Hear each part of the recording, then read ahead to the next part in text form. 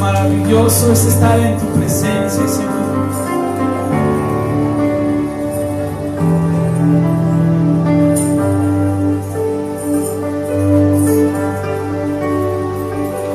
Gracias, Padre, porque tú me has mirado, Señor, con ojos de amor, Padre. Gracias, Dios, porque tú me rescataste, Señor, de la muerte. Tú me rescataste, Padre, de una vida, Señor, donde no tenía paz, donde no había alegría, Señor. Gracias te doy, Padre. Gracias te doy, Cristo, por ese maravilloso amor que demostraste en la cruz. Gracias, Padre celestial. Te amamos.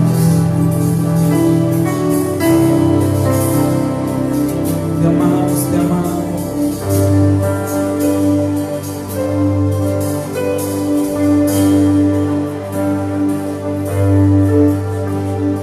Solo estaba de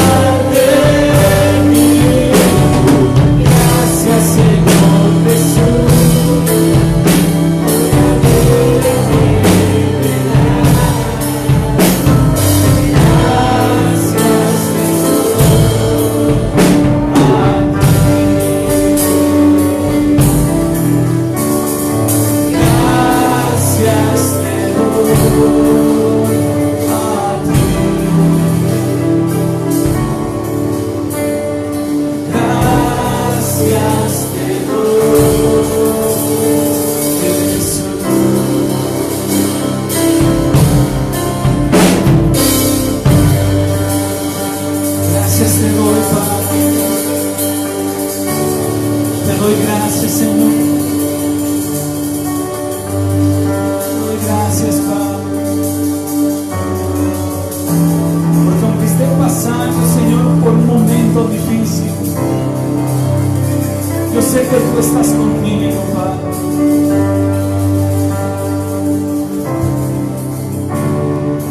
Gracias, Señor Jesús, por amarme así. Gracias, Señor Jesús, por cuidar de mí. Gracias, Señor Jesús, por la vida que me das. Gracias te doy a ti.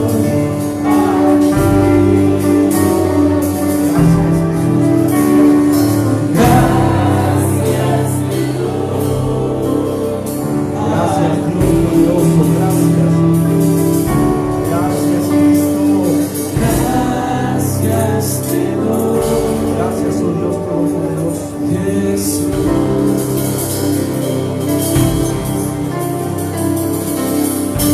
Gracias a Dios.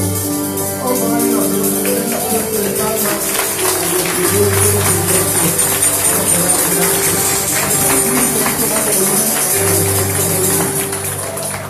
Muy abajo, por favor. Gracias. Gracias, ahora sí. Gracias, bendito sea Dios. Creo que gracias. Tomen su asiento, que Dios les bendiga a todos. ¿Verdad? Muchas gracias.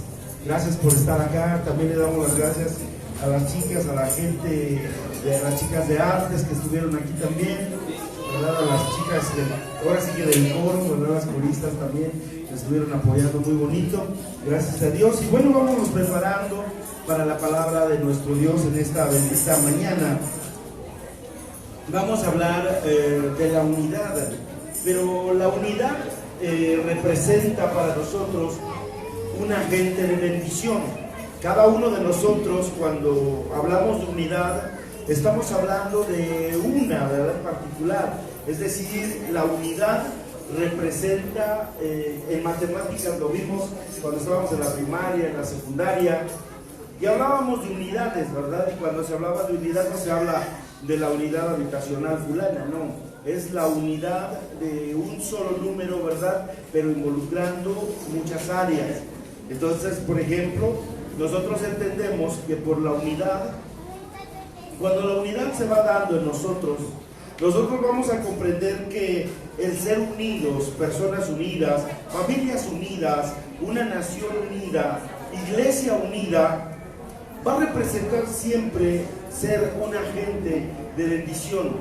Cuando hablamos de un agente de bendición, quiere decir que cuando nos unimos en un pensamiento, en una actitud, en unas acciones, y que lo hacemos todos unidos, precisamente ahí entra la bendición, porque en la unidad está la bendición. No así, por ejemplo, cuando nosotros ya nos metemos a otros problemas, cuando nosotros, por ejemplo, ¿verdad?, somos de gente desunida, preferimos estar solos, preferimos la soledad.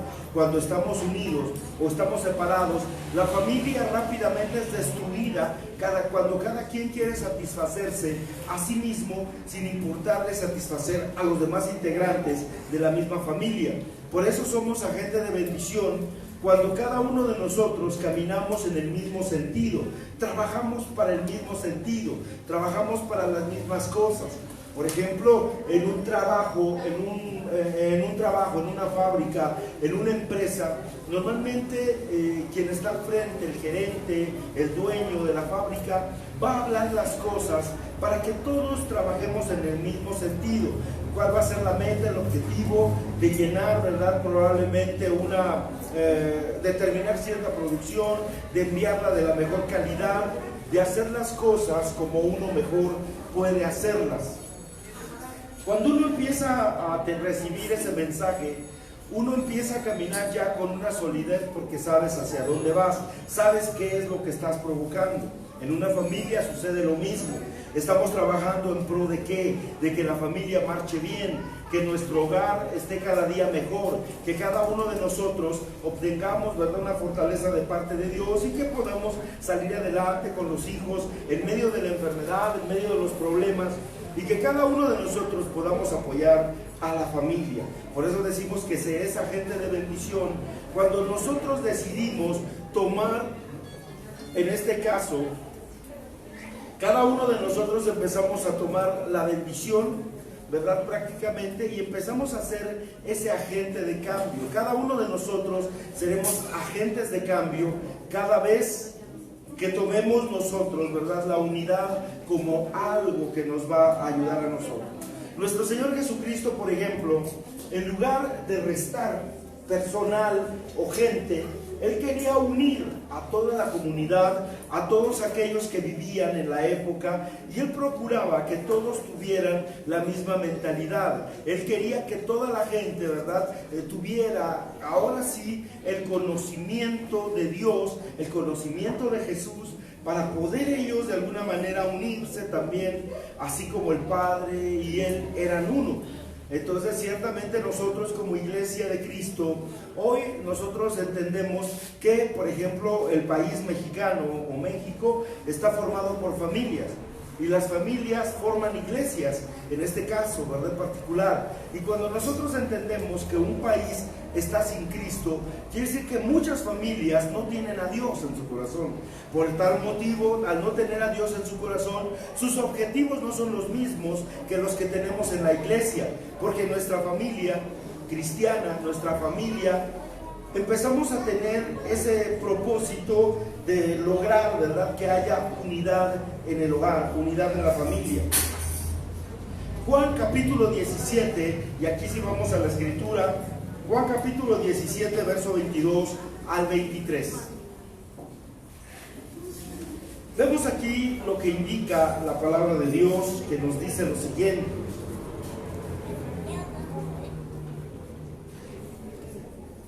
Juan capítulo 17, versos 22 y 23. La gloria que me diste, yo les he dado para que sean uno, así como nosotros somos uno. Vean ustedes, ahí está la unidad de la que Cristo hablaba. Es decir, Él no podía hablar algo que no estaba viviendo. Por lo tanto, Él estaba poniéndose de ejemplo que el Padre y Él eran uno. Es decir, un pensamiento, una actitud, las mismas palabras, ¿verdad? Eso es lo que estaba proponiendo Jesús, que cada persona fuera lo mismo. Y vemos el verso 23, yo en ellos, es decir, Jesús está mostrando que Él está en nosotros. ¿Cuántos tienen a Cristo en su corazón? Gloria a Dios.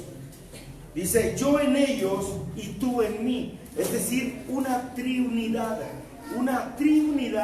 donde Cristo vuelca sus sentimientos, sus pensamientos a la iglesia. Pero también Él dice, ¿verdad?, que Él está en el Padre y Jesús está en nosotros. Por lo tanto, el Padre está en nosotros. Y eso habla de unidad. Amén. Vean ustedes, entendamos muy claro esto, porque esto es la unidad que Cristo está pidiendo. Por eso Dios no puede compatibilizar con una iglesia que de repente hable la palabra del Señor y actúe de otra manera. No puede obrar con un cristiano que se diga ser hijo de Dios y por otro lado sea maldiciente, sea ladrón, sea asesino, sea vanidoso, sea ególatra, sea muchas cosas. Entonces no puede actuar Dios en esas condiciones. Dios tiene que encontrar eco en sus palabras en el momento que nos está diciendo que Él es uno con el Padre. Pero dice Jesús, yo estoy en ellos. Y ellos, ¿cómo debemos actuar? Como Cristo. Porque Él nos ha dado su sentimiento. Él quiere que tengamos el pensamiento del Padre, pero también el pensamiento de Cristo, que es el mismo. Entonces, a mí ya no me queda en particular ser cristiano y todavía, ¿verdad?, venir y pensar, pues necesito una limpia, necesito que dinero y voy a hacer un pequeño fraude. Al cabo, eso es robarle a ricos, ¿verdad? Quitarle a los ricos para dármelo a mí que lo necesito más. Ciertamente no podemos compatibilizar ya con esas ideas, porque nosotros ya no estamos en el mundo. Necesitamos cambiar completamente. Por eso dice, para que el mundo conozca que tú me enviaste, está diciendo Jesús, y que los que has amado, a ellos como también a mí me has amado. Entonces el Padre, Jesús quiere que nosotros sepamos que también nosotros hemos sido amados por el Padre, como Jesús ha sido amado. Así que creo que no es muy difícil entender cuál es la unidad que Cristo verdaderamente quiere en el corazón nuestro, de la iglesia en particular, para que podamos caminar en el buen sentir, ¿verdad?, de la palabra de Dios. Cuando nosotros caminamos en el sentir de la palabra, entonces estamos hablando que ya no podemos dar consejos a la gente de nuestra carne, o de lo que vivimos, o de lo que en otro tiempo hicimos. Hoy vamos a dar un consejo conforme al pensamiento del Padre. Todo lo que está en la Biblia, eso es lo que tenemos que aconsejar a la gente. Eso es lo que tenemos que darle a nuestros hijos, al esposo, a la esposa. Es lo que tenemos que hacer. ¿Cuántos de nosotros hoy todavía de pronto nos enojamos con el esposo, con la esposa, y nos dejamos de hablar? Y nos convertimos incluso no en agentes de bendición, sino nos convertimos en todo lo contrario. ¿Qué sería? Nos estamos convirtiendo a lo mejor, ¿verdad?, en secuestradores de la palabra, en secuestradores de la expresión. Y un secuestrador para mí no es bendición. Un secuestrador, por supuesto, sería un agente, ¿verdad?, no de cambio, sino de maldición. Eso es terrible, porque entonces eso es en lo que se convierte un cristiano cuando no le ha caído el 20, que ciertamente nuestra mentalidad tiene que ser cambiada, renovada, no distraída, sino que de alguna manera, ¿verdad?, esa mentalidad nuestra sea totalmente renovada. Nosotros hoy estamos viviendo, ¿verdad?, como en los países, en todos los países, en particular en todo el mundo, tiempos de división. Podemos ver cómo el mundo está dividido por la política, por las religiones, eso es una realidad, por cuestiones raciales, por las opiniones, por la cuestión económica incluso. Pero nuestro Señor Jesucristo nos permite conocer por medio de su palabra cuál es su anhelo para su pueblo, cuál es el anhelo de Dios para su iglesia. Eso es lo que Él nos deja muy claro, que tengamos unidad. Eso es lo que nos debe quedar muy claro. A Dios le agrada que la iglesia de Cristo, que las familias que formamos la iglesia del Señor, seamos uno, que tengamos unidad, que seamos uno en particular. Vean ustedes Juan capítulo 10, verso 30. Aquí nuestro Señor Jesús creo que lo está hablando mucho más claro. Cuando Él está hablando de esto, Juan 10, 30, dice así: yo y el Padre, que dice, uno somos. Yo y el Padre, uno somos. Ciertamente este proceso de unidad se dio desde el inicio con Adán y Eva. Cuando Eva fue creada de la costilla de Adán, desde ese momento, ¿verdad?, Adán, vamos a decirlo así, profetizó y dijo: por lo tanto el hombre dejará a su padre y a su madre, se unirá a su mujer y ambos serán una sola carne. Cuando está hablando esto, está mencionando de una unidad. Quiere decir que un matrimonio sin Cristo va a tener muchas dificultades, va a haber muchos problemas, porque la pareja, de alguna manera, la que no conoce al Señor, va a querer sacar de la iglesia, ¿verdad?, a quien sí conoce. ¿Para qué? Para que vivan su vida a su manera y sin tapujos, sin que nadie le pare o le frene. Por eso, de alguna manera, cuando habla de unidad, habla de que debemos caminar ambos en un mismo sentido. Es decir, hoy muchos matrimonios se casan por casarse, porque ya está embarazada la muchacha, porque ya tiene que haber un cambio en su vida, porque no quiere estar solo, porque no quiere estar sola, porque encontró una persona que más o menos tiene dinero y la puede mantener, o le puede sacar un provecho. Y normalmente esos son como que las variantes hoy para casarse, para matrimoniarse, ¿verdad?, diríamos. Pero ciertamente cuando nos sentamos a platicar, a casarse y pensar en el matrimonio, se debe de pensar primeramente cuál es el fin por el que nos vamos a casar. ¿Queremos tener hijos? ¿No queremos tener hijos? ¿Queremos tener hijos después de 2 años? A lo mejor primero queremos disfrutar nuestra vida de solteros, probablemente queremos estar paseando, comprándonos ropa, a lo mejor comprando muebles en esos 2 primeros años. Algo tenemos que planear, porque normalmente, ¿verdad? Cuando nosotros, la mayoría nos casamos, normalmente lo hicimos sin un propósito completo, concreto. Y en ese sentido, ¿verdad? Algunos porque ya venía el bebé, porque ya estaba embarazada la muchacha, y por ese motivo nos casamos, porque ya no había de otra. Pero realmente se tiene que planificar todo para caminar en unidad. Ahora, como esposos, ya somos esposos, ¿qué haremos de aquí en adelante? ¿Cuál es el propósito nuestro para lograr la familia? Nuestros hijos, ¿qué van a estudiar? ¿Les vamos a dar carrera? ¿O solamente los dejaremos hasta la primaria, la secundaria? ¿Qué es lo que vamos a hacer con ellos? Ese es el propósito de vida que debería de tener todo matrimonio para poder lograr verdaderamente ese tiempo especial, ¿verdad? Ese tiempo que en lugar de destruir, de dividir, tiene que ser un tiempo especial en el que los jóvenes, ¿verdad? También tienen que platicarlo con la pareja. ¿Qué van a hacer cuando se casan? Los que ya estamos casados, ¿qué hacer? Ahorita que tengo 30 años, 20 años de casado, 25 años, 17, 15, los que sean. La cuestión es, ¿qué vamos a hacer? ¿Qué haremos? Porque después de un tiempo, ¿verdad? Por supuesto, llega a suceder que en el matrimonio también llegan momentos en los que se apaga el cariño, el amor. Ya no hay frases bonitas, ya no hay palabras hermosas, ya no hay qué bonita te ves, qué guapo te ves. Ya no hay palabras así, ¿verdad? En el matrimonio, porque todo lo ocuparon los hijos, todo lo ocuparon los nietos, los problemas financieros, y se nos va olvidando poco a poco también esto. ¿Qué es lo que debemos hacer? Sentarnos a platicar con la familia, con la pareja. ¿Qué es lo que necesita el hogar? ¿Qué está necesitando el matrimonio nuevamente para volver a tener la unidad que se tuvo al principio? Para poder caminar en el sentido de que yo todo lo que haga como esposo no moleste a mi esposa, o al revés, que la esposa no se satisfaga ella misma sin que satisfaga a los hijos o al mismo esposo. Por eso la importancia de que nosotros debemos de sentarnos, ¿verdad?, a ver qué es lo que está rompiendo la unidad en la familia. La falta de comunicación. Hay gente que se sienta, ¿verdad?, a comer y todavía, ¿verdad?, están mensajeándose, mandando teléfono, cada uno con su teléfono viendo sus propias series, mirando sus propios programas, y nos olvidamos a veces que lo más importante es platicar, hablar las cosas que la familia tiene o los problemas que hay dentro de la misma. Por eso la importancia que debemos de tener y pensar nosotros que la familia debe estar unida, debemos estar unidos.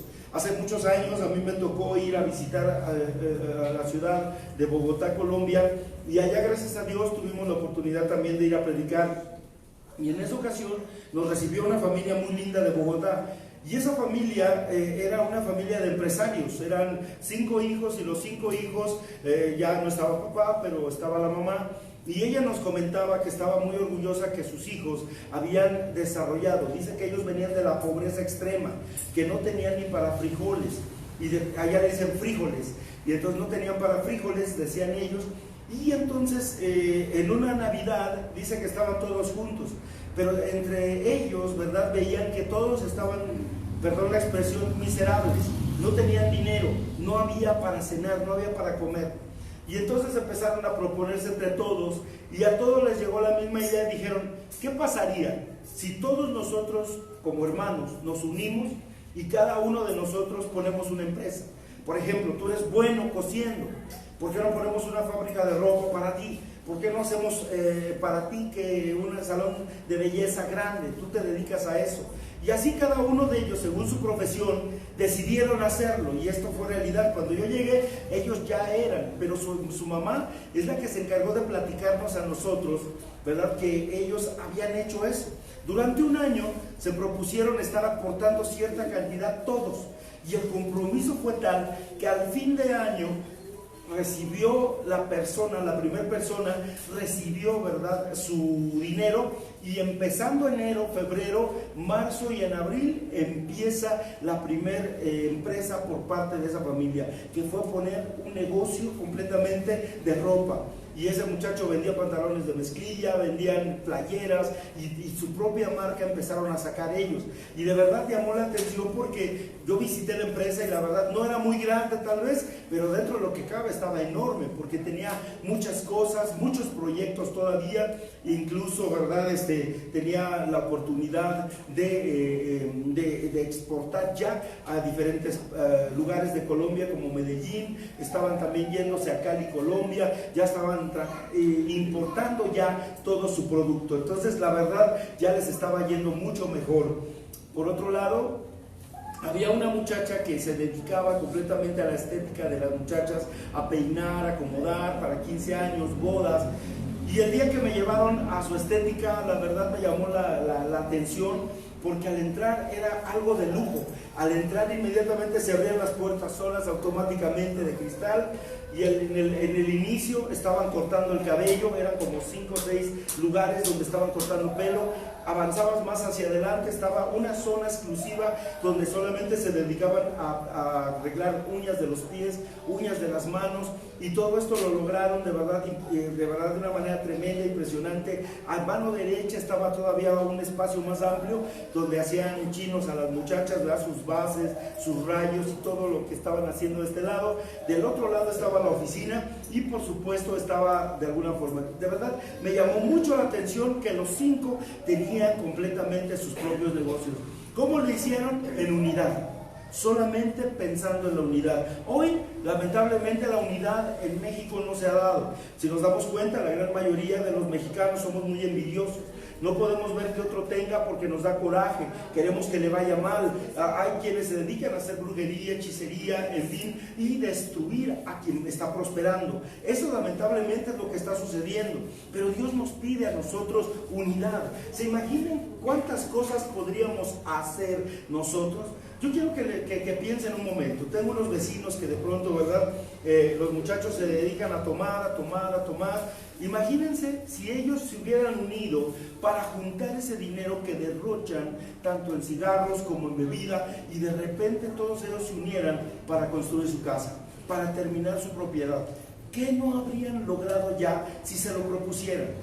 ¿Qué no habríamos logrado nosotros, por ejemplo, si en lugar de estar yendo constantemente al cine, a pasear a cada rato, en lugar de eso, ir guardando un poco, y el día de mañana tener ya un local, ya guardar? A veces a los mexicanos tenemos un problema serio, nos llega dinero y ya no hallamos en qué gastarlo, ya no hallamos en qué tirarlo prácticamente. No tenemos fomentado el hábito del ahorro, que sería algo positivo para nosotros, porque nos ayudaría verdaderamente.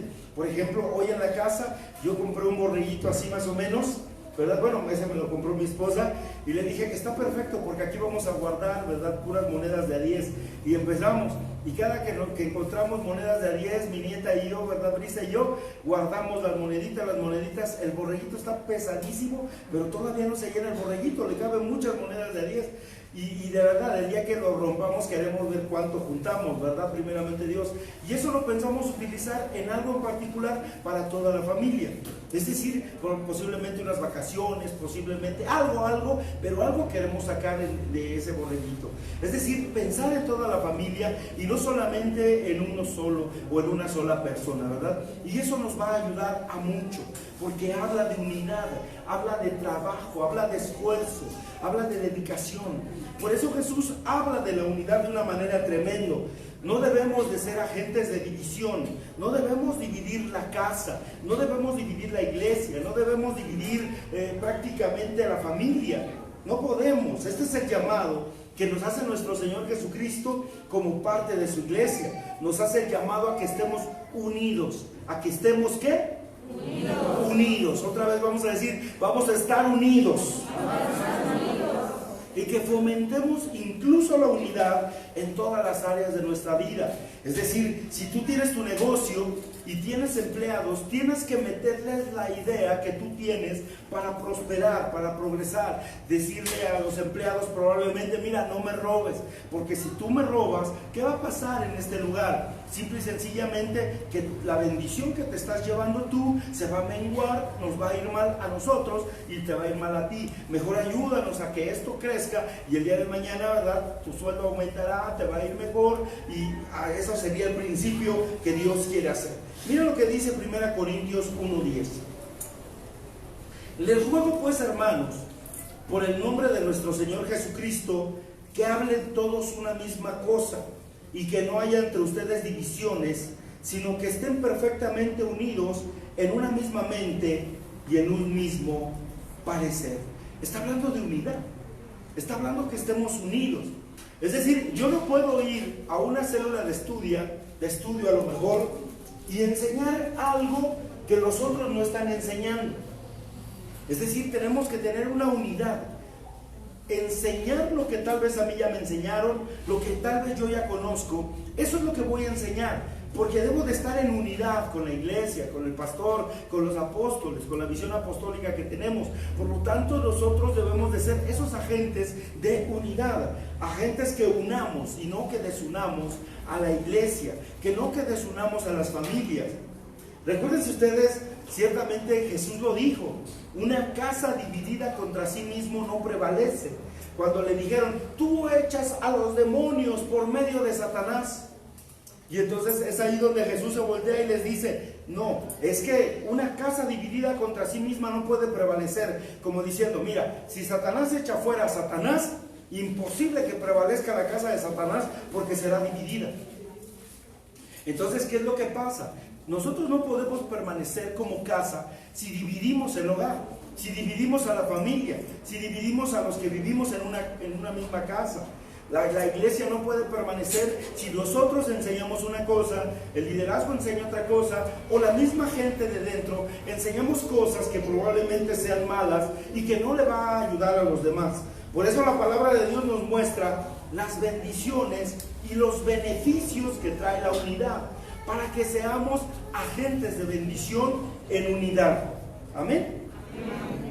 Vamos a ver que la unidad da victoria. Vamos a 1 de Crónicas 19, 11, 12 y 13. 1 de Crónicas 19, 11, 12 y 13. Vamos a ver que en la unidad hay victoria. Y cuando hablamos de victoria, estamos hablando, ¿verdad?, que es una ganancia, es un ganador, nos convierte en ganadores porque vencemos todos los obstáculos. Primera de Crónicas 19:11 dice: puso luego el resto de la gente en mano de Abisai, su hermano, y los ordenó en batalla contra los amonitas. Y dijo: si los sirios fueren más fuertes que yo, tú me ayudarás. Allí está hablando de unidad. Tú ayúdame. Y si los amonitas fueren más fuertes que tú, yo te ayudaré. Es decir, está metiendo en sus planes, ¿verdad?, a su hermano. Le dice: tú me ayudarás si mis enemigos son más fuertes. Pero si tu enemigo es más fuerte, yo te ayudaré. Es decir, estamos viendo el caso de los hermanos allá en Colombia, ¿no? De la familia allá, Ruiz Vargas. Esa familia Ruiz Vargas vencieron los obstáculos, vencieron la envidia, y en un momento lograron poner 5 empresas diferentes de los hermanos y ayudarse entre ambos. Incluso los hermanos que ya tenían su negocio, eso es lo que más llamó la atención, que porque hay mucha gente que es envidiosa y cuando ya tiene lo suyo, dice: yo ya no ayudo, yo ya tengo lo mío y ahí nos vemos. Pero ellos siguieron apoyando todavía a sus propios hermanos. Dice el verso 13: esfuérzate y esforcémonos por nuestro pueblo y por las ciudades de nuestro Dios, y haga Jehová lo que bien le parezca. Entonces, la unidad es un esfuerzo. La unidad es una llamada que Dios hace para que nos esforcemos en provocar y en lograr, ¿verdad?, que Dios se mueva, por supuesto, en todo esto. Por eso es que en la unidad vamos a encontrar que hay avance. Es decir, no te quedas estancado cuando hay unidad, sino todo lo contrario. Cada uno de nosotros, ¿verdad?, vamos a tener avance. Nehemías 4:6, vean ustedes, ahí hay avance en la unidad. Es decir, que cada vez que la familia o la iglesia permanece unida, ¿qué vamos a encontrar? Avance. Cuando nosotros, ¿verdad?, permanecemos fieles a Dios, habrá avance. Nehemías 4:6. Edificamos pues el muro, y toda la muralla fue terminada hasta la mitad de su altura, porque el pueblo tuvo ánimo para trabajar. Un pueblo desanimado, gente desanimada, familias desanimadas no podrán lograr nada, ni construir los muros ni las murallas. La familia que está, de alguna forma, ¿verdad?, llena del deseo de superarse, del deseo de salir adelante, de motivación, incluso, ¿verdad?, así lo decimos, edificamos, dice, el muro, y entonces toda la muralla fue terminada hasta la mitad de su altura, porque el pueblo tuvo ánimo para trabajar. El pueblo tuvo ánimo para trabajar porque seguramente, ¿verdad?, entre ellos se apoyaron. ¿Se recuerdan ustedes que las murallas en ese tiempo de Nehemías estaban todas tiradas, destruidas por la guerra que había habido? Y entonces Nehemías inicia con un deseo en su corazón de que se reconstruyan los muros, las murallas.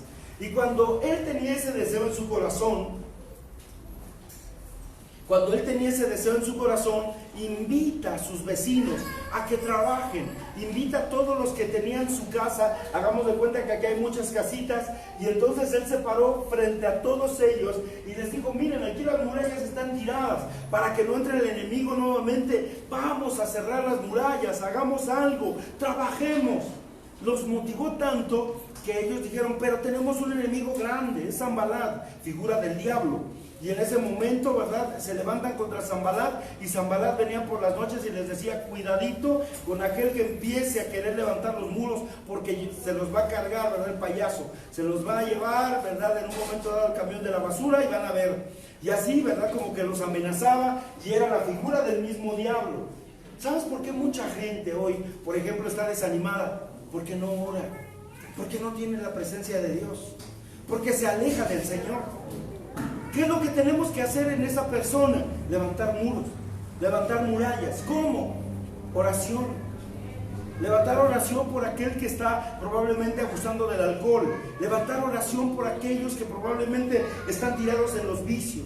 Levantar oración por aquellas familias que están separadas. Levantar oración verdaderamente por aquellos que están de alguna manera devastados.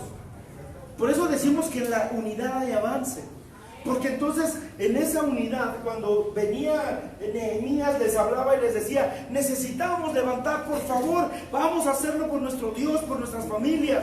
Y en ese momento todos se animaron y se levantaron y empezaron a levantar, y dice la Escritura que la muralla fue terminada hasta la mitad de su altura. Se animaron tanto que terminaron de colocar, ¿verdad?, las murallas a la mitad de su altura. Es decir, ya el pueblo tenía ganas de trabajar, ya el pueblo estaba avanzando, ya el pueblo estaba sacando adelante el proyecto que era eso. ¿Sabes lo que tenemos que hacer con nuestra familia? Orar por nuestros hijos, por nuestros hermanos, por nosotros mismos, por nuestra salud. Hagámoslo por nosotros en el nombre de Jesús. Tenemos un Dios grande, poderoso. Dice la Escritura que todos nuestros pecados fueron clavados en la cruz del Calvario por nuestras enfermedades y nuestras dolencias. Entonces ya no digamos: tengo mi dolor, tengo mi cáncer, tengo mi sida, tengo mi... Ya no es mí, ahora ya es de Cristo, lo arrojé, lo eché a la cruz. Por lo tanto, yo tengo que ser sano por la sangre del Cordero. Esa es la gran diferencia cuando Dios pide que nosotros tomemos también, ¿verdad?, esa seguridad de que Él ha hecho grandes cosas por nosotros. Esa es la unidad, que la pobreza me acompaña. No, pero porque hemos querido, hemos dejado que el enemigo avance. A veces tenemos hasta malos modismos para hablar. Dice la Escritura: vosotros me habéis hecho enojar, dice la Escritura. ¿En qué te hemos hecho enojar, Señor? Y entonces el Señor dice: en vuestras palabras. Así como hablas, estás mal. Así como estás hablando, me molestas. Así como estás hablando, me estás quitando el poder y la autoridad. Pasa a tu humilde casa. ¿A quién le estás abriendo la puerta? ¿A la miseria? ¿A la escasez? ¿No es la humildad? Una cosa es ser humilde y otra cosa es ser soberbio. Pero cuando habla de humildad, Jesús era humilde, pero en sentimientos, en actitudes. En eso era humilde. Él no decía: pues yo soy el Hijo de Dios, o sea, buena onda, ¿no? Él no vino así. Él vino claramente a decir: yo soy vuestro siervo. A eso vine, a servirles. Eso es a lo que vino Jesús. Y nosotros ciertamente tenemos que ayudar. Él no vino presumiendo: yo soy hijo de papi, o sea, allá arriba tengo todo, ¿no? Allá tengo cablevisión. No, él no vino de esa manera, él no vino presumiendo, ni fantocheando. Tenía, ¿qué? La humildad en su corazón. Pero cuando la gente piensa que Jesús era humilde, piensa que era pobre. No era pobre. Si ustedes se ponen a pensar en ese tiempo, las casas, ¿qué necesitaban? Muebles. ¿Y los muebles de qué eran? ¿Y quién hace los muebles? Un carpintero, ¿no? ¿Jesús qué era? ¿De profesión? Carpintero. ¿Ustedes creen que eran de los menos socorridos y que eran los más pobres? No, esa es una idea vaga que nos han hecho creer.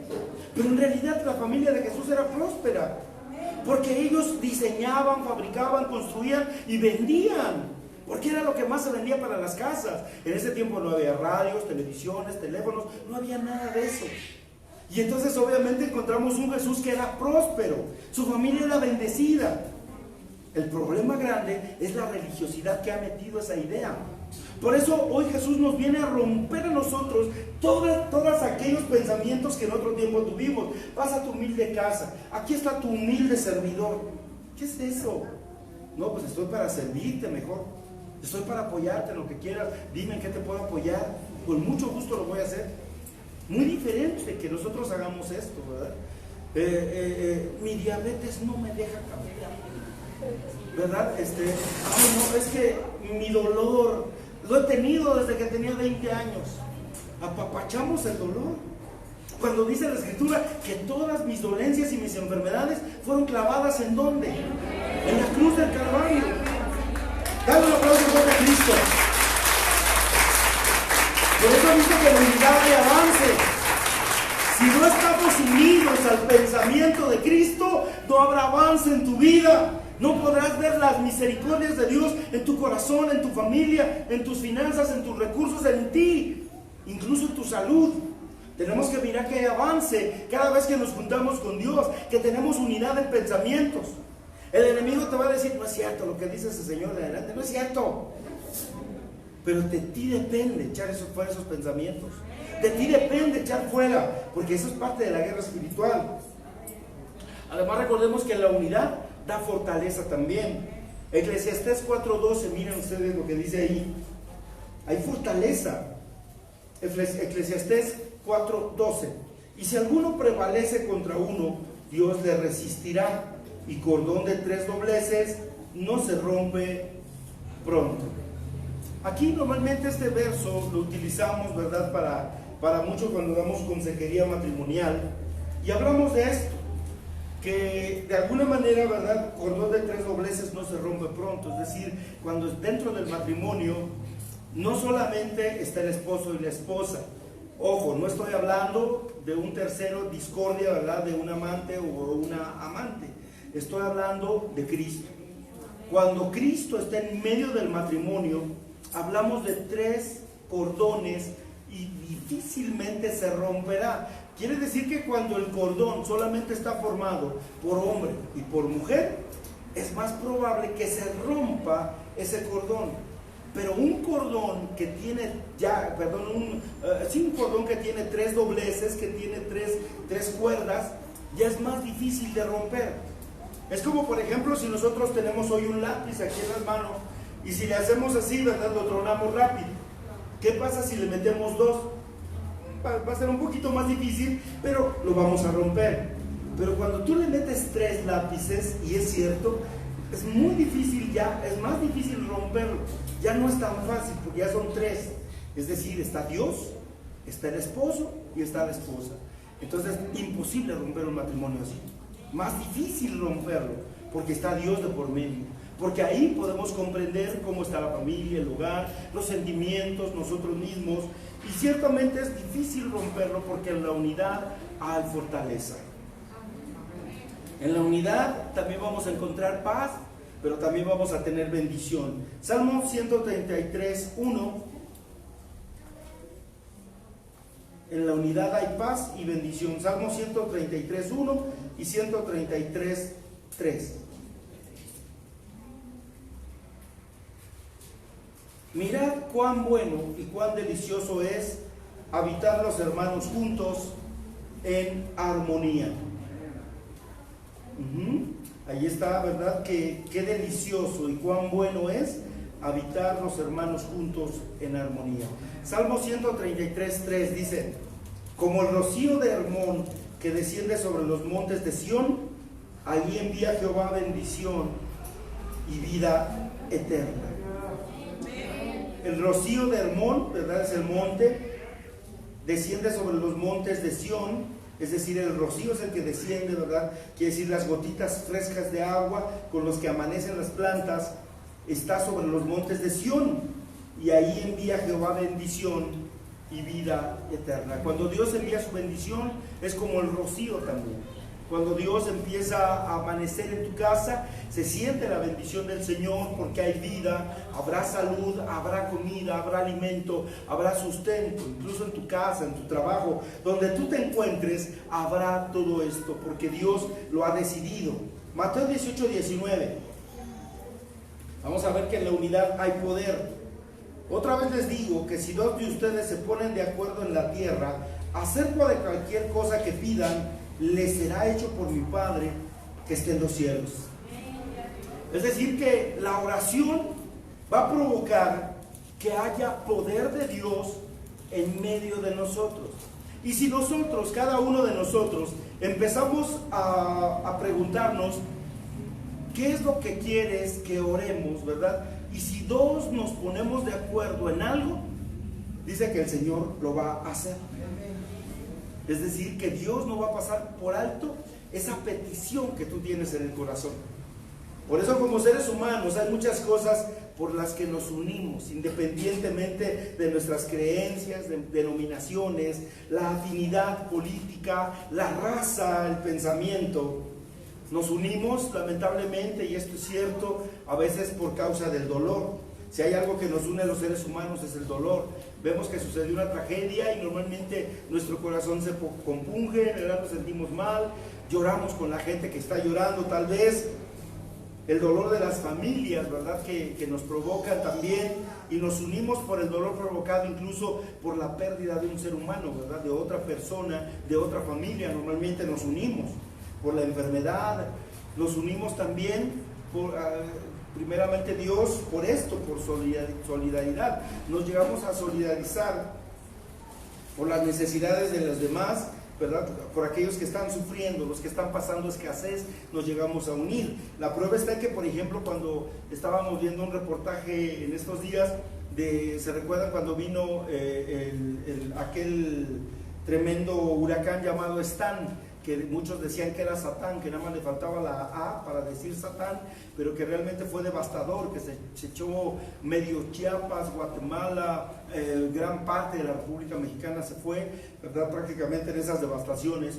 Y en ese tiempo en Huixtla, allá por Chiapas, estuvieron pidiendo, ¿verdad?, el apoyo, pedían tanques de gas, pedían, y que todo el pueblo se solidarizó. Yo recuerdo que en ese tiempo también empezábamos como iglesia y estábamos con el doctor Carlos allá en la iglesia central, y todos nosotros los que estábamos en ese tiempo, ¿verdad?, que ahorita quedamos muy pocos, llevábamos nuestras cosas para allá, llevábamos despensa, ropa, comida, muchas cosas, ¿verdad?, que de alguna manera era para apoyar a la población de Huixtla. Y por supuesto nosotros estábamos apoyando también, nos unimos por esas cosas. Hay cosas también que son injustas en la vida y también nos podemos unir con la gente por la injusticia, ¿verdad?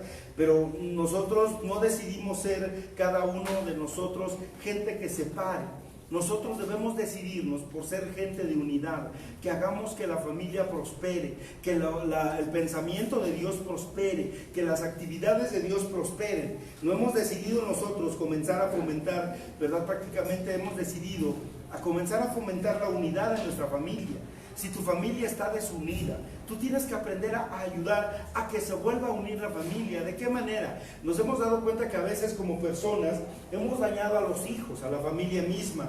A veces hay mamás, hay papás que han agredido probablemente de palabra a sus hijos al decirle eres un idiota, un torpe, ¿verdad? Y con otras palabras, por supuesto, que empiezan con la letra P y que normalmente son las que más se le dicen a los niños, a los jóvenes, y esto provoca lamentablemente mucha tristeza en el corazón de nuestros jóvenes, ¿verdad? Porque les bajamos la moral, les bajamos la autoestima y lamentablemente eso va provocando, ¿verdad?, que no haya unidad. Entonces, ¿cómo romper esos vínculos que no nos permiten fomentar la unidad? Acercándonos a ellos, preguntándoles su sentir, preguntándoles cómo se encuentran, ayudándoles a superar esos traumas. Probablemente fuimos papás que nunca decidimos, ¿verdad? Yo recuerdo que mi mamá fue una mujer que nunca nos dijo, hijo te quiero, hijo te amo, nunca fue una mamá cariñosa. Y yo recuerdo que siempre nos pegaba, nos decía groserías, y era tremenda mi mamá, de verdad, y que Dios la bendiga, más adelante se convierte al Señor. Pero en ese tiempo yo recibo primero la palabra, y un día un predicador hablaba de esto, y decía él, es que es necesario que nosotros, los que nunca tuvimos un cariño o una palabra de aliento por nuestros padres, hoy rompamos esa estafeta y nos atrevamos a decirle a nuestra madre, a nuestro padre, ¿y por qué no te le paras enfrente esta tarde? Decía, y le dices, mamá te amo, mamá te quiero. Y esas eran palabras que nunca en mi vida yo había escuchado de salir de los labios de mi mamá. Yo las leía en los cuentos de telenovela y en todos los cuentitos, pero no sabía que existían.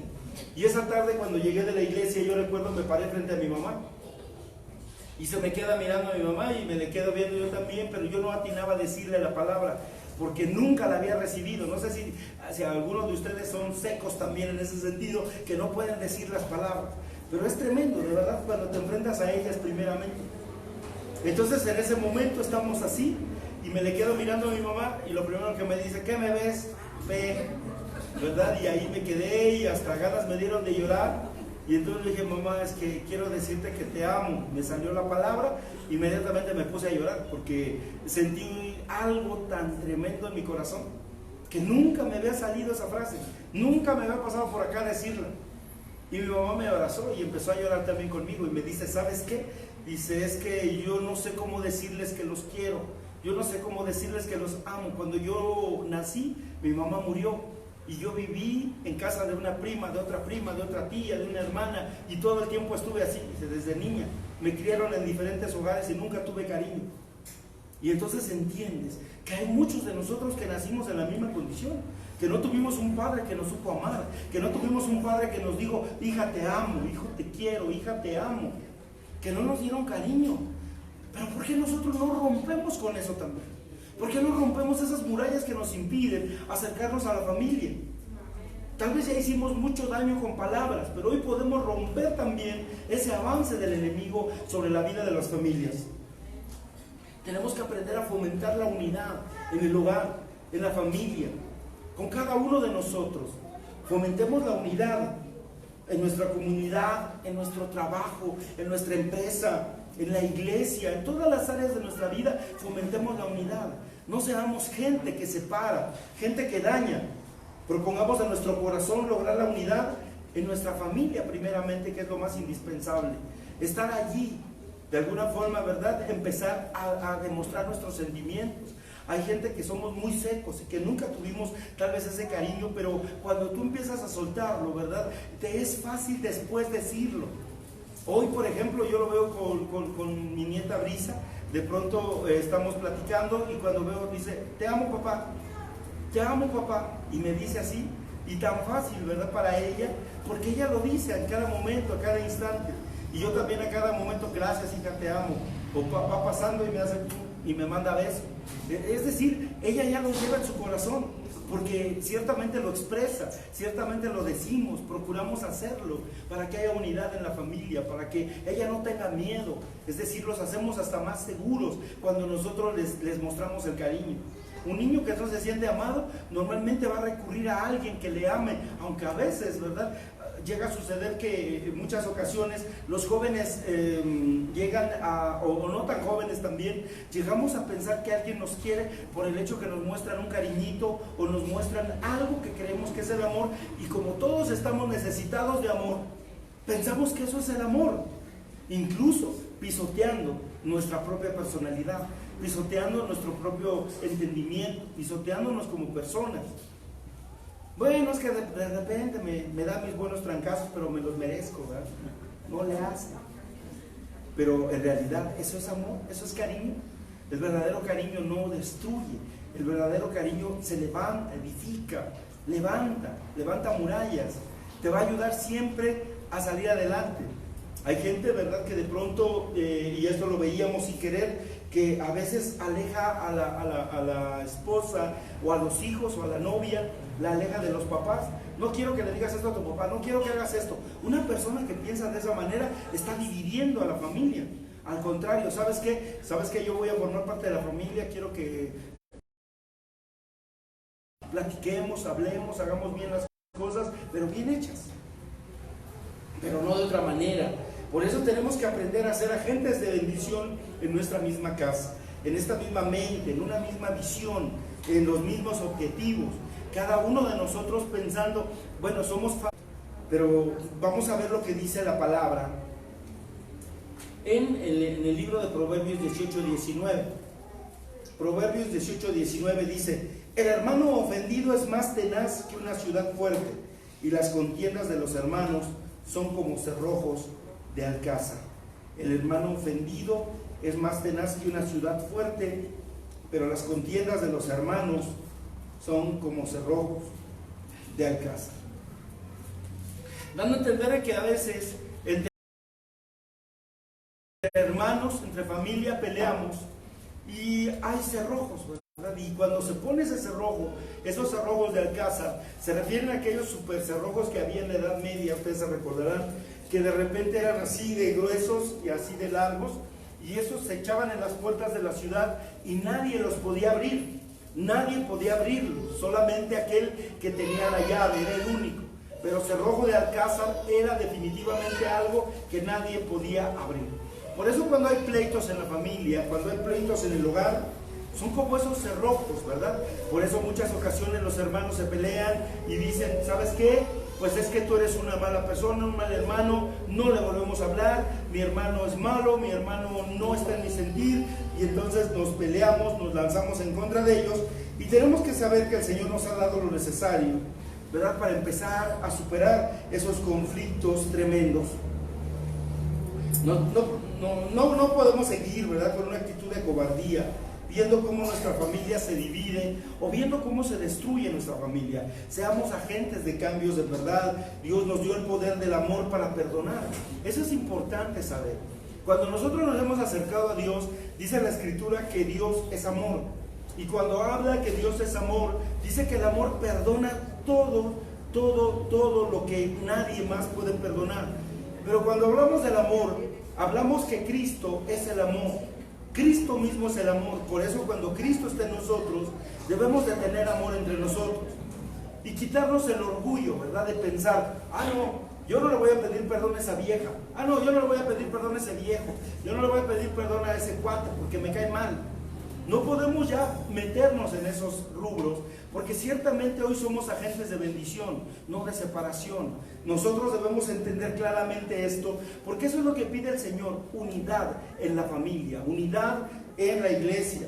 Por eso si tienes una familia enferma y la enfermedad se llama división y la falta de unidad, tenemos que aplicar la mejor medicina que nuestro Dios nos ha dejado, y eso es el amor. Dice 1 Pedro 4:8: ante todo tened entre ustedes ferviente amor, porque el amor cubrirá multitud de pecados. Cuando hay amor, todo se perdona. El amor todo lo perdona, el amor todo lo soporta, el amor todo lo aguanta, porque el verdadero amor, eso es lo que hace, ¿verdad? Levantar, ayudar, sacar adelante. Creo que el amor más parecido al amor de Cristo es el amor de una madre. Normalmente ponemos de ejemplo a la madre, porque hay muchas mamás que normalmente perdonan a los hijos, ¿verdad?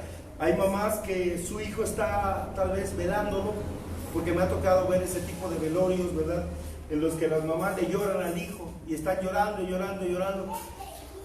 Y cuando preguntas de qué murió, lo mataron porque estaba asaltando.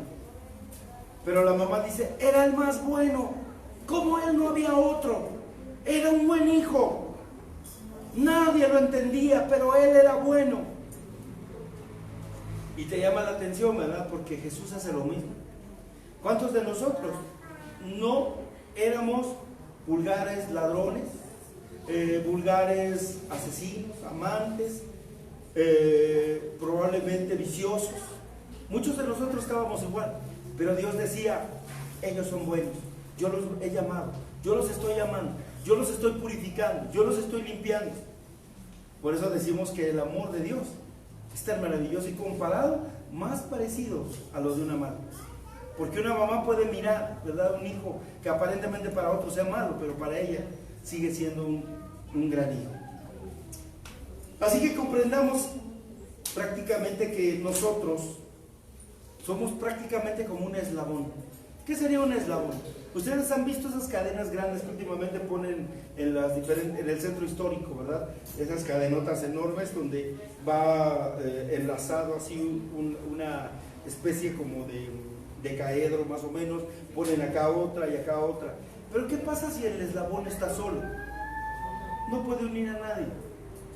Pero ¿qué sucede si otros eslabones se meten dentro de ese eslabón, otro en otro, otro en otro? Se logra formar una gran cadena que no va a permitir, ¿verdad?, el acceso de nadie. Y en una cadena es muy útil el eslabón, ¿verdad? Entonces, hay muchos proyectos y objetivos que como iglesia, que como familia y comunidad, cada uno de nosotros podemos alcanzar, pero no podemos ser eslabones sueltos, seamos eslabones de unidad, que podamos lograr que gente que también quiera progresar, que gente que también quiera prosperar, ustedes sean el eslabón perfecto para jalarlo, para llamarlo, que se dediquen, que no nos dediquemos a desanimar a los demás en lugar de motivar. Sanballat era aquel hombre que se levantaba en contra de todo lo que Nehemías quería hacer y les decía, cuidadito que empiecen, porque si ustedes empiezan a construir el muro, ya se la verán conmigo. Decimos que es la figura del diablo, ¿verdad? Porque llegó a matar gente que estaba de alguna manera con el deseo de salir adelante. No pudo contra Nehemías porque Nehemías venía ungido del Señor y por lo tanto no pudo contra él. Entonces nosotros somos ese eslabón que falta probablemente en la familia. Somos ese eslabón que hace falta para que se una la familia. Si la familia no está unida, lamentablemente habrá destrucción. Si la familia está destruida, de alguna manera, ¿verdad?, no podrá salir adelante. Unámonos cada uno de nosotros y seamos cadena de bendición. Y por último, identifiquemos a todos aquellos que se convierten en agentes de división. ¿Quién sería un agente de división? Y mira lo que dice Proverbios 22:10. ¿Quién sería un agente de división? ¿Por qué es importante que nosotros no nos codiemos o no nos rocemos con esta gente? Porque esta gente se va a dedicar a destruirte, a acabarte. Aunque estés dentro de la iglesia, aunque estés dentro de tu casa, aunque estés dentro de tu familia, siempre habrá gente que se comportará de esta manera. Y esos son de los que tenemos que cuidarnos, porque no son agentes de bendición. Proverbios 22:10.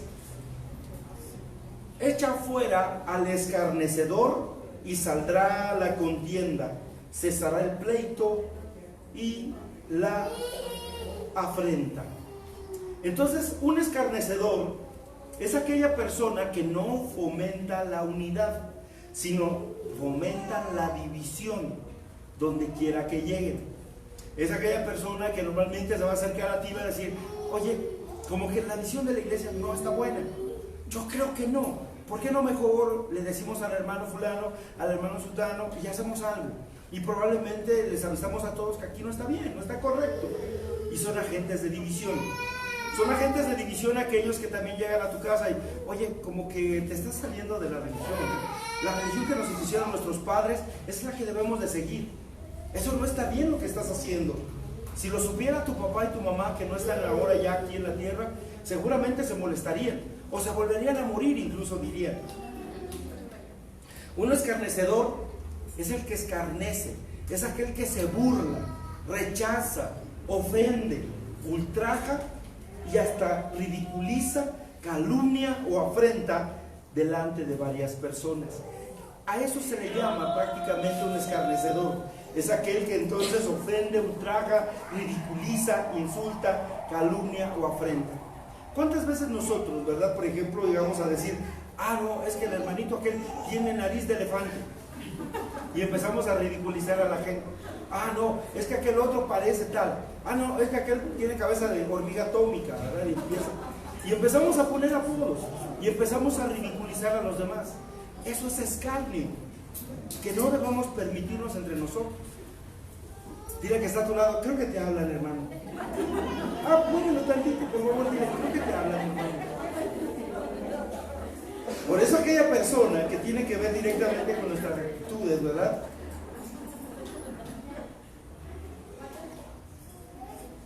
Es un escarnecedor entonces, ¿verdad? Aquel que hace todo esto. Y calumnia también. Por eso tenemos mucho cuidado. Cuando encontremos gente así, con esos beneficios tal vez, nosotros tenemos que ser sabios. Por eso dice la Escritura, Proverbios también menciona, todo aquel que ve venir el peligro, se vuelve sabio porque se aparta. Pero todo aquel que ve venir el peligro y se queda allí, se convierte, ¿verdad?, lamentablemente en víctima, pero también, desgraciadamente, también en perdedor, porque pierde todo, ¿verdad? Entonces es muy importante que nosotros aprendamos a ver cuando las cosas vienen en contra de nosotros. Y vamos a ver una segunda parte donde habla, ¿verdad?, precisamente de quién es otro de los que tenemos que cuidar. Proverbios 26:20. Cuidémonos también de este tipo de personas, que son agentes no de bendición, sino agentes de división. Proverbios 26:20. Sin leña se apaga el fuego, y donde no hay chismoso, cesa la contienda. Gloria a Dios. ¿Qué habrá? ¿Qué personaje hay que cuidarnos?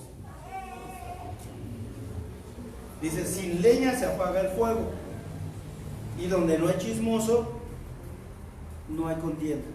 ¿Hay entre la casa de nosotros chismosos? En la casa de nosotros, una tía que reconozcas que, Dios, nada más viene ella y trae y habla de todo, se conoce la vida de todo el mundo, se sabe a todos. Tremendo, ¿no? O a lo mejor yo mismo soy el chismoso y voy y llevo y engaño y miento. Y donde hay chisme, no hay paz. No hay paz. En la iglesia, por ejemplo, hay un chismoso entre nosotros, de repente. Fíjate que esto y esto y esto. No, habías de ver lo que pasó con ella. No, yo vi a fulanita con esto, y aunque no es cierto. Y yo vi a sutanito con esto, y vi aquello. Y normalmente, pero dice la Escritura, donde no hay chismoso, cesa la contienda. Deja de haber pleitos, porque no hay chismoso. Los chismosos fomentan la división porque llevan y traen chismes. Y el problema es que crean conflictos en la casa, en la familia, en la oficina. Tenga usted su chismolina, ¿verdad? Porque ahí está el chismoso. Ese es el problema. Mientras esté el chismoso siempre habrá problemas. No piensan en el daño que causan a la gente. Hace mucho tiempo yo recuerdo que hace muchos años estábamos jovencitos. Todavía no conocía yo del Señor, y en ese tiempo estábamos en la esquina con varios jóvenes y pues no faltaba la cerveza, ¿verdad? Se estaba corriendo ahí entre todos, y de repente llega un señor grande de la calle y empieza a platicar. En ese tiempo señor, porque yo tenía como 19 años, y de repente estábamos todos platicando y llega ese señor como de 30, 40 años, y de repente llega él y empieza a platicar, y jóvenes, disculpen, yo me quiero acercar a ustedes, y todo, sí, adelante. Y se quedó con nosotros y empezamos a platicar. De pronto uno de los muchachos se acerca y le dice, oiga, dice, no me lo tome mal, pero vi que lo jaló por allá. Después el señor se fue y le digo, pues, ¿qué le dijiste? No, dice, pues la verdad le dije que su mujer la vi con otro. Digo, no le hagas, le digo, ¿y a poco sí es cierto? Dice, no, nada más se lo dije para que se fuera. No, y a la tita escuchamos cómo, pobre, tuvieron un pleitazo, el señor le pegó a la señora, la maltrató, la golpeó, la mandaron incluso hasta el seguro. Y eso es una realidad, y pasó, fue algo real. Pero realmente así es el chismoso. No se da cuenta del daño que está provocando en la vida de los demás, en la vida de las personas, del ser humano. Y es cierto, de verdad. Por eso Dios está en contra del chisme. Por eso incluso en Deuteronomio nosotros encontramos que el Señor dice: no andarás chismeando de casa en casa. Y vean, ahorita el mundo nos está regalando todo lo contrario. Ahorita de casa en casa cada quien prende su televisión y se pone a ver Pati Chapoy. ¿Sí o no? ¿Y qué son? Chismes. Y a ellos les encanta decir: somos chismosos y qué, que no sé qué tanto, y así solitos. Pero entre más chisme hay, más problemas habrá. Nosotros debemos evitar ese tipo de conducta, de vida, porque nosotros no somos agentes de desunidad, somos agentes de unidad de parte de Dios. Por eso en nuestras comunidades, en nuestras iglesias, en nuestros ministerios, frenemos el daño que causa el chisme, frenemos ese daño, para que ya no sigan causando división. Di conmigo: la persona que causa división no sirve al reino de Dios. Vamos a decirlo fuerte otra vez, por favor, para que lo oiga tu vecino, tu vecina. Vamos a decirlo así fuerte, por favor. La persona que causa división no sirve al reino de Dios, pero sí sirve al diablo. Amén. ¿Le está sirviendo al diablo? Acuérdense que ¿quién fue el primero que dividió o quiso dividir el reino de Dios? Satanás, el diablo. ¿Quién fue el primer mentiroso? Dice la escritura en Juan 8:44. Dice Jesús: ustedes son de vuestro padre el diablo, y los deseos de su padre quieren hacer. Él ha sido homicida desde el principio y no ha permanecido en la verdad, porque no hay verdad en él. Cuando habla mentira, de suyo habla, porque es mentiroso y padre de mentira. Él es el padre de la mentira. Entonces toda aquella persona que es chismosa normalmente va a meter mentiras, y cuando mete mentiras se convierte en ¿quién? En servidor de Satanás. Dile que está a tu lado: no vuelvas a decir mentiras. Dile, por favor, no mientas, te ves feo, eso no está bien. Gloria a Dios. Hablemos verdades.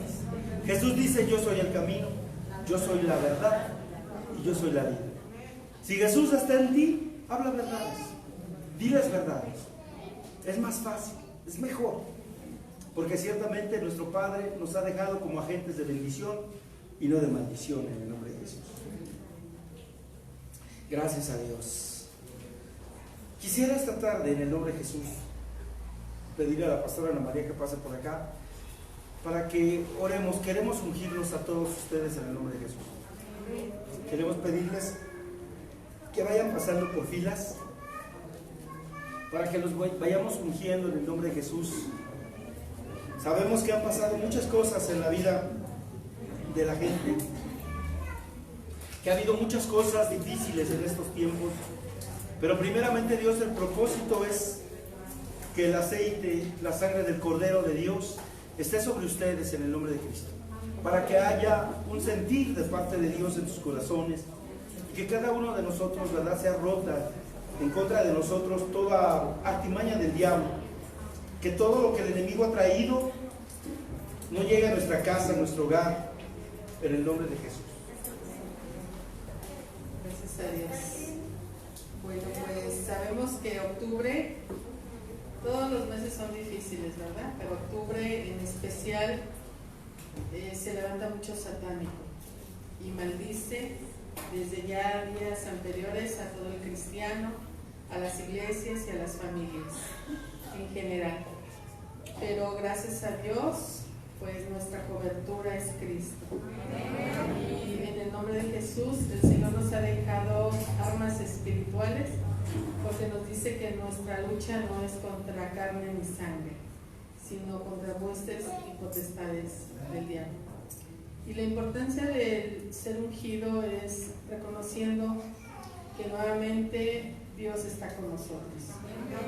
Y recordando que cuando entró la pandemia, si mal no recuerdo, entró como por un marzo. Yo sé que entró antes, pero ya cuando de plano se supo y la gente empezó a enfermar marzo, fue en marzo de hace 2 años. Nosotros estábamos ungiendo las casas, fue en diciembre, alguien me puede recordar, o en noviembre, desde ahí nos avisó el Señor, que fue desde un año antes, fue como por diciembre, ¿verdad? Fue como por diciembre, que se levantó el altar de una Biblia con 12 piedras y la cal, y eso sabemos que no es hechicería. Eso lo mandó el Señor también en tiempos de Moisés, ¿verdad? Y está en la Biblia, todo está en la Biblia, todo lo que hacemos, y que se ungieran las casas, porque venía algo fuerte. Así lo dijo el Señor. Nunca nos imaginamos que venía la pandemia a tal grado, y Dios ha sido fiel con todo eso, en el nombre de Jesús. Y vamos a hacer este ungimiento hoy porque también el Señor nos habló de que viene algo fuerte. Sin embargo, el Señor hace una separación entre su pueblo y los que van a estar lamentablemente sin su cobertura. Pero nos toca orar por los que están sin su cobertura, ¿verdad? Así que tenemos trabajo y por eso vamos a estar orando, primero Dios, para el 29 de octubre se levanta Ministerios Buena Tierra nuevamente con Ondas de Vida en oración 24 horas. Yo sé que nosotros ya estamos en nuestro lugar, en nuestra posición, y vamos a orar una hora, la que vayamos a escoger, pero gracias a Dios estamos en la brecha, que el Señor encuentre a Ministerios Buena Tierra, y sabemos que hay muchos ministerios que gracias a Dios están orando en estos tiempos. Pero qué bonito es que el Señor nos está delegando a nosotros como personas el hecho de orar por México. Pues vamos a orar por México. Yo les voy a decir bien para la otra semana cómo va a ser la estrategia de oración, y yo creo que voy a poner unas cartulinas para que el que quiera tomar nota por lo que vamos a orar, que son temas muy generales, pero el Señor ya nos va a ir indicando en especial por qué hay que orar, ¿verdad? Y bueno, pues por otro lado, estábamos leyendo el Salmo 133, y yo quisiera nada más tomar un poquito del Salmo 133, que estaba viendo que es uno de los salmos más pequeñitos. Ya ven que hay unos salmos que hasta traen no sé cuántos versículos, nada más trae 3, pero el Señor me hablaba, y como profeta quiero entregarles esta palabra en el nombre de Jesús, antes de ser ungidos, en el nombre de Jesús. Dice la palabra de Dios en el Salmo 133, dice: qué maravilloso y agradable es cuando los hermanos conviven en armonía, pues la armonía es tan preciosa como el aceite de la unción, que se derramó sobre la cabeza de Aarón, que corrió por su barba hasta llegar al borde de su túnica.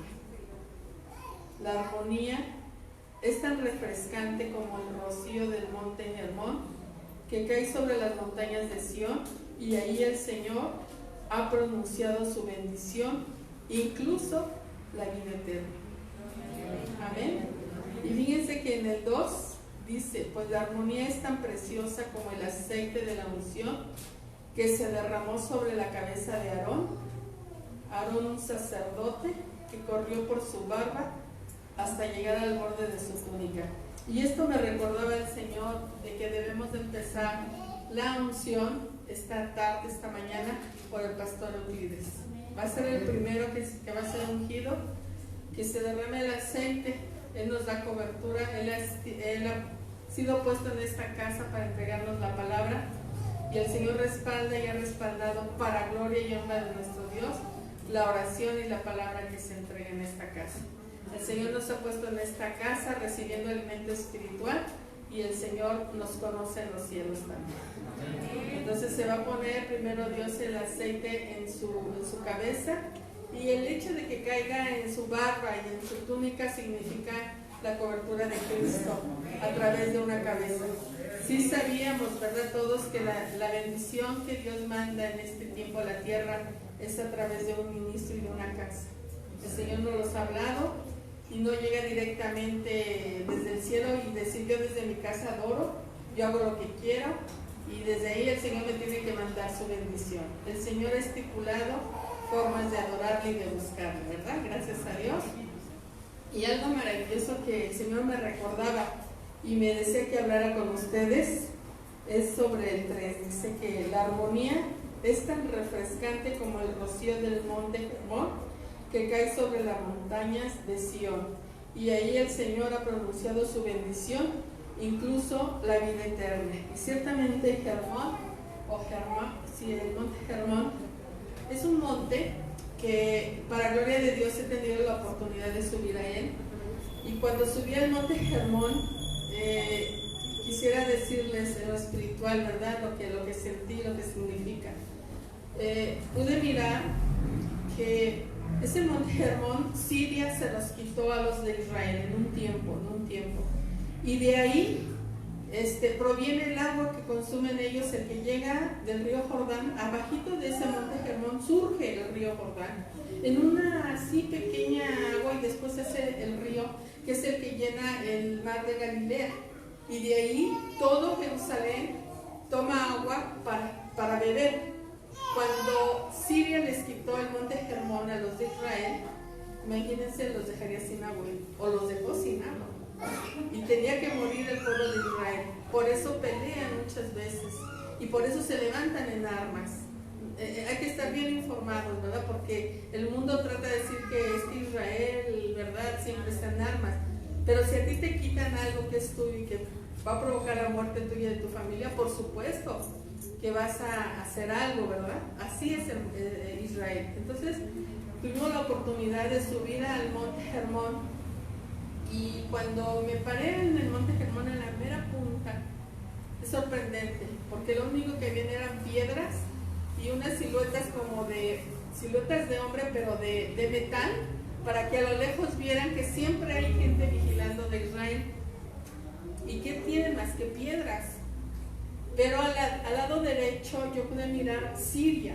Siria es un país gigante, pero se veía la ciudad derribada, que dicen los siríacos: miren lo que nos hizo Israel. Ya han construido, pero esas ruinas ahí siguen, para que se sigan quejando los siríacos de lo que les hizo Israel.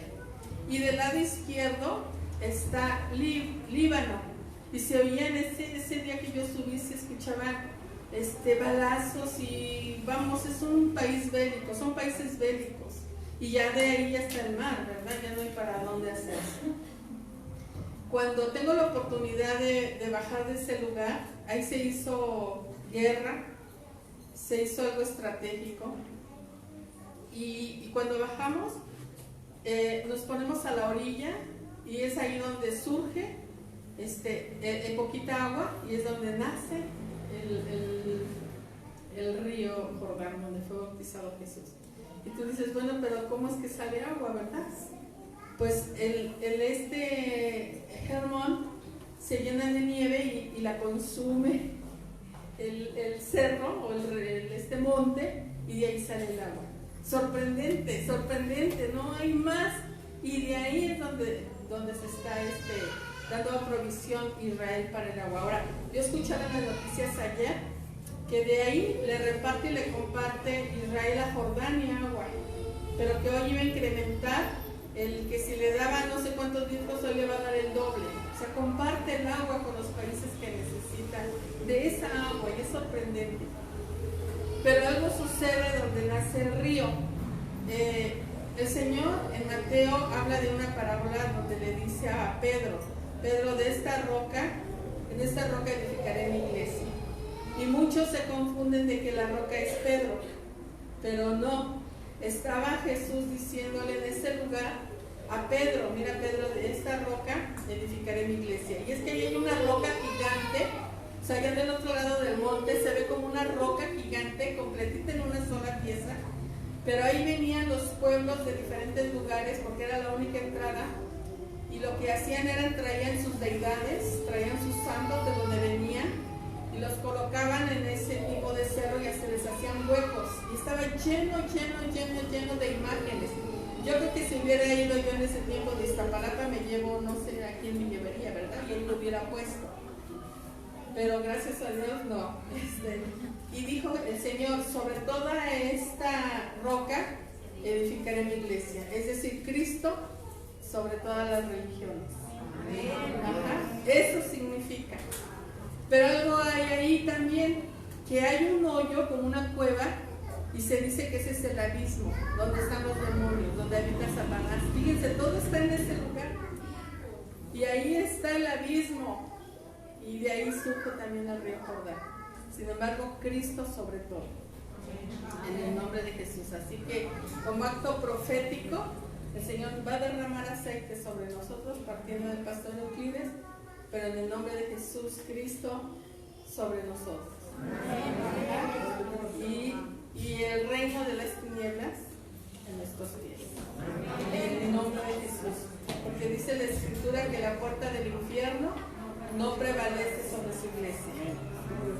Entonces, en el nombre de Jesús vamos a salir ungidos, pero con la unción del Señor, con su presencia y con su bendición. En el nombre de Jesús. Amén. Bueno, pues pastor, ¿alguna cosa? ¿No? Ok. Bueno, entonces vamos a ser ungidos y sí, Lupita. Sí. Ajá, aquí está yo creo. Y vamos a pedirle al pastor que pase aquí al frente. Todos extendemos nuestra mano para bendecirle. Ok. Queremos en el nombre de Jesús, de una forma representativa, bendecir a todos nuestros amigos de Facebook Live. Queremos decirte que desde aquí bendecimos sus hogares. Espiritualmente también descubrimos con el aceite que iba a ser derramado y declaramos en el nombre de Jesús la cobertura de Cristo sobre todos ustedes. Que Dios les bendiga en el nombre de Jesús. Y bueno, pues están en nuestro corazón y lo más importante, en el corazón de Dios. Y Él es el que bendice. En el nombre de Jesús. Amén. Bueno, gracias a Dios. Recordemos